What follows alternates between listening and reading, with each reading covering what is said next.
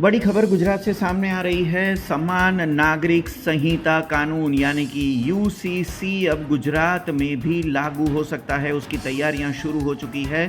गुजरात में समान नागरिक संहिता लागू करने की तैयारी आज एक विशेष प्रेस कॉन्फ्रेंस में गुजरात के मुख्यमंत्री भूपेंद्र पटेल और गृह मंत्री हर्ष संघवी की ओर से इसकी घोषणा की गई है। जी हाँ, आपको बता दें कि सबसे पहले उत्तराखंड पूरे देश का पहला राज्य बना था जिसने यूसीसी को लागू किया था। अब गुजरात दूसरा राज्य बन सकता है जिसमें समान नागरिक संहिता लागू हो सकती है। राज्य सरकार की ओर से आज एक पत्रकार परिषद में इसकी घोषणा की है। इसके लिए एक पूर्व न्यायाधीश की अध्यक्षता में एक समिति की रचना की गई है जो गुजरात में समान नागरिक संहिता लागू करने की रणनीति तैयार करेगी और ये पूरी रिपोर्ट मुख्यमंत्री भूपेंद्र पटेल को सुपुर्द की जाएगी। उसके बाद गुजरात देश का दूसरा राज्य बन सकता है जहां पर समान नागरिक संहिता यानी कि यूसीसी लागू हो सकता है। आज एक पत्रकार परिषद हो चुकी है जिसमें राज्य के मुख्यमंत्री ने ये घोषणा कर दी है कि अब एक समिति की रचना की है जो समिति आने वाले समय में गुजरात में समान नागरिक संहिता किस तरह से लागू होगी उसकी पूरी योजना का रिपोर्ट जो है वो मुख्यमंत्री को ये सुपुर्द करेगी। वडाप्रधान श्री समान नागरिक धाराનો અમલ કરવાનો માટે સંકલ્પબદ્ધ છે। ગુજરાત વડાપ્રધાનશ્રીના સંકલ્પને સાકાર કરવા માટે હંમેશા પ્રતિબદ્ધ રહ્યું છે।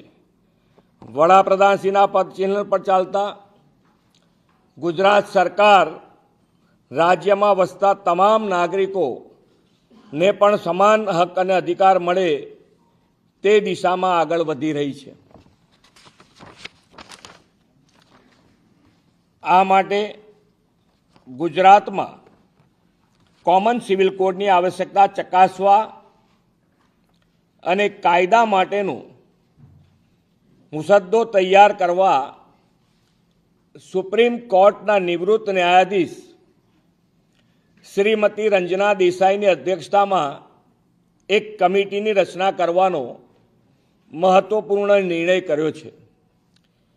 5 સભ્યોની આ સમિતિમાં अन्य सभ्य तरीके निवृत्त वरिष्ठ आईएएस अधिकारी Shri C L Meena, advocate Shri R C Kodekar, भूतपूर्व वाइस चांसेलर श्री दक्षेश ठाकर और सामाजिक कार्यकर सुश्री गीताबेन श्रॉफनो समावेश करवामां आव्यो छे।